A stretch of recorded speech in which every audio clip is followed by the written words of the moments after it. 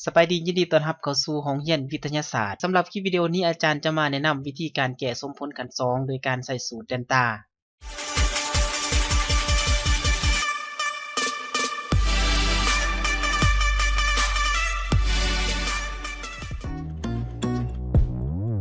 อยู่ในการแก้สมผลกันสองโดยการใส่สูตรเดลต้านี้เนาะเฮาก็มีรูปร่างตัวไปของสมผลกันสองนี่แม่น a x กำลังสองบวกให้ b x บวก c เท่ากับ0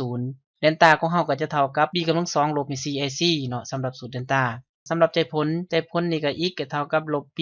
บวกหรือลบหารกัน2ของเดลต้าก็คือหารกัน2ของ b กำลัง2ลบให้ c ac ทั้งหมดนี้ส่วนให้กับ 2a เนาะและมีกรณีพิเศษถ้าว่า b นี่เป็นจำนวนคู่คือเป็น2เป็น4เป็น6เนาะเฮาก็จะเอิ้นว่า b ขีด b ขีดจะเท่ากับอยู่ b ส่วน2เดลต้าของเฮาก็จะเท่ากับ b ขีดขึ้นกำลัง2ลบให้กับ ac ตัวนี้จะบ่มี c เนาะและใจผลของเฮา x จะเท่ากับลบ b ขีดบวกหรือลบหารกัน2ของเดลต้าขีดทั้งหมดนี้ส่วนให้กับ a จะบ่มี2สำหรับกรณีพิเศษอยู่ในการสอกหาใจผลหรือว่าการแก้สมผลกัน2นี่เพิ่นก็มีหลักเกณฑ์ในการเอาใจผลอยู่3หลักเกณฑ์เนาะและอาจารย์จะนำเสนอแต่ละหลักเกณฑ์ไปแล้วก็พร้อมด้วยประกอบด้วยตัวอย่างแต่ละหลักเกณฑ์เนาะสำหรับหลักเกณฑ์ที่1ถ้าว่าเดลต้าน้อยกว่า0สมผลจะบ่มีใจผลสำหรับหลักเกณฑ์นี้เป็นหลักเกณฑ์ที่1ฉะนั้นเฮามาเบิ่งตัวอย่างนํกันเนาะเฮามีตัวอย่างเป็น 5x กำลัง2ลบให้ 3x บวกให้กับ1เท่ากับ0เฮาจะรู้ว่ามันสิสอกหาใจผลได้บ่เนาะขั้นตอนทำบิดเฮาก็ใส่สูตรเดลต้าก่อนแม่นบ่เดลต้าเท่ากับเท่าไหร่เดลต้าเท่ากับอยู่ b กำลัง2ลบให้กับ c คูณให้กับ a คูณให้กับ c แม่นบ่ฉะนั้นเดลต้าจะเท่ากับ b นี่มัน3นี่ถ้าว่าเป็นค่าลบเฮาก็จะเอามาเบิดลบก็จะได้ลบ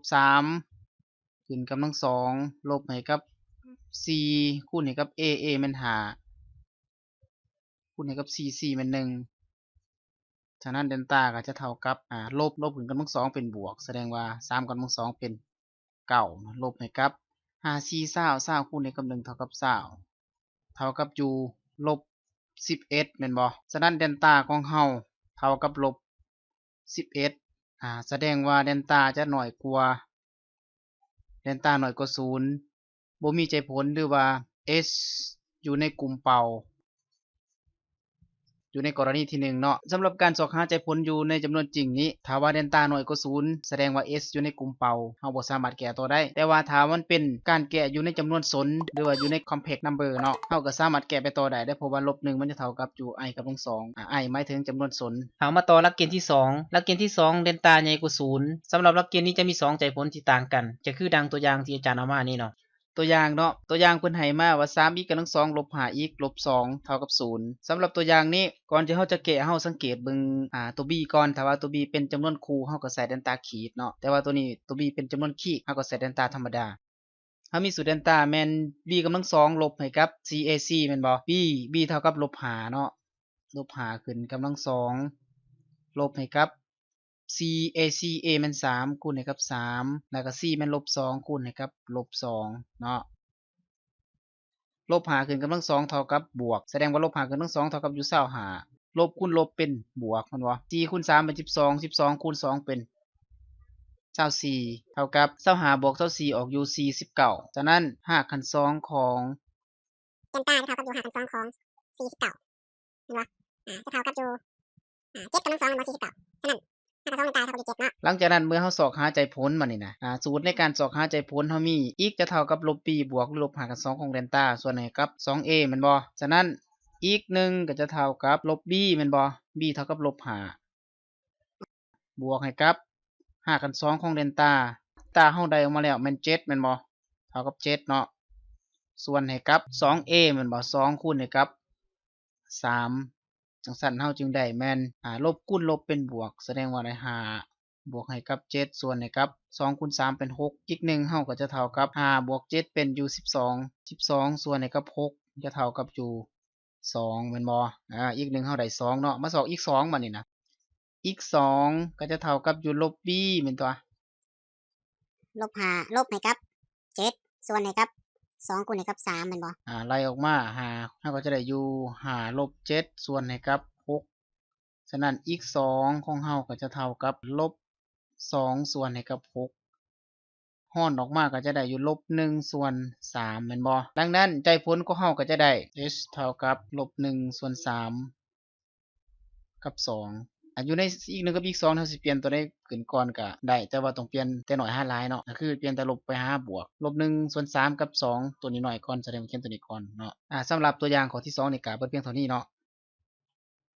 ตัวสุดท้ายคือหลักเกณฑ์ที่3หลักเกณฑ์ที่3นี่เดลต้าเท่ากับ0ถ้าว่าเดลต้าเท่ากับ0สมผลจะมีใจผลคู่ก็คือ x 1และ x 2นี่เท่ากันเท่ากับลบ b ส่วนให้กับ 2a ถ้าว่ากรณีพิเศษตกอยู่ในเดลต้าขีดก็จะลบ b ส่วนให้กับ a ละล่ะเนาะจะบ่มี2ฉะนั้นเฮามาเบิ่งนำกันอยู่ในตัวอย่างอยู่ในตัวอย่างตัวที่3นี้เพิ่นให้มาว่า 4x กำลัง2ลบให้กับ 12x บวก9เท่ากับ0อยู่ในสมผลตัวนี้เฮาสังเกตเห็นบ่ว่ามันมีหยังขุ่นๆตาแม่นบ่เฮาสังเกตเบิ่ง b เนาะ b นี่ b เป็นจำนวนคูถ้าว่า b เป็นจำนวนคูแนวนี้เฮาก็ใส่เดลต้าขีดเลยแม่นบ่เดลต้าขีดก็คือ b ขีดจะเท่ากับ b ส่วน2เฮาก็จะได้อยู่12ส่วน2ลบ12ส่วน2ก็จะได้อยู่ลบ6แม่นบ่ฉะนั้นเมื่อเฮาใส่สูตรเนาะเดลต้าก็จะเท่ากับอยู่ b ขีดขึ้นกำลัง2แม่นบ่เท่ากับอยู่ลบ6ขึ้นกำลัง2ลบให้กับ c เฮาจะบ่มีเนาะมีแต่ a กับ c เลยเนาะแม่นบ่คูณให้กับฉะนั้นเฮาก็คิดได้ออกมาปกติ6ขึ้นกำลัง2ก็ได้อยู่36แม่นบ่ลบให้กับ4คูณ9 4 9 9 4 36คือกันแม่นบ่36แสดงว่า36ลบ36ก็จะได้อยู่0แม่นบ่ในกรณีนี้เดลต้าเท่ากับ0แสดงว่ามีใจผลคู่แม่นบ่คือ x 1กับ x 2นี่เท่ากันเนาะฉะนั้นเฮาจึงได้ x 1เท่ากับ x 2เท่ากับอยู่ลบ b ส่วนให้กับ a แม่นบ่จะบ่ได้มี 2a เนาะเพราะว่าเฮาใส่เดลต้าขีดฉะนั้นเมื่อเฮาแทนค่าเข้า x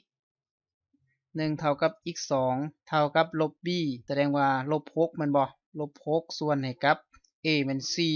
4แสดงว่าเฮาก็จะได้อยู่จะได้6ส่วน4แม่นบ่ x ก็จะเท่ากับ6ส่วน4ออกอยู่3ส่วนให้กับ2ดังนั้นใจผลของเฮาเท่ากับ3ส่วน2สำหรับการสอกหาใจผลขั้น2โดยการใช้สูตรเดลต้าก็เบิดเพียงเท่านี้เนาะขอขอบใจหมดทุกคนที่เข้ามาเบิ่งคลิปวิดีโอนี้ถ้าว่าผู้ใดที่มีคำถามหรือว่ามีข้อข้องใจก็สามารถคอมเมนต์อยู่ในแชทบ้านในเพจ Facebook ก็ได้เนาะ